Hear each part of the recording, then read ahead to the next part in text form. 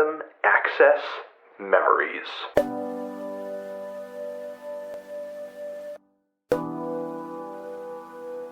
The Kings of French House are back with a new full-length album that has been quite the buzz for a good chunk of this year, thanks to an incredibly hot single that was dropped before the release of this album, Get Lucky. And what has also really turned heads about this new full-length is the very diverse set of collaborators that Daft Punk has brought on board to create this album.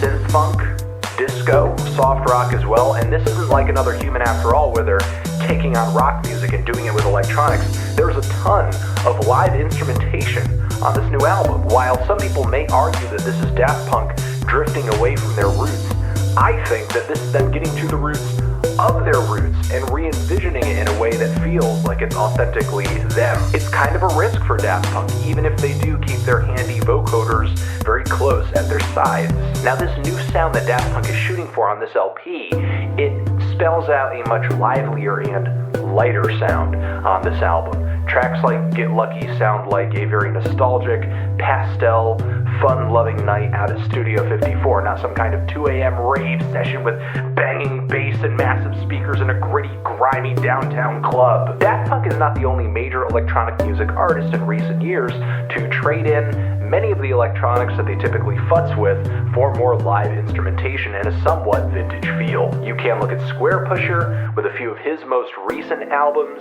as well as what he was doing with Show the Leader 1,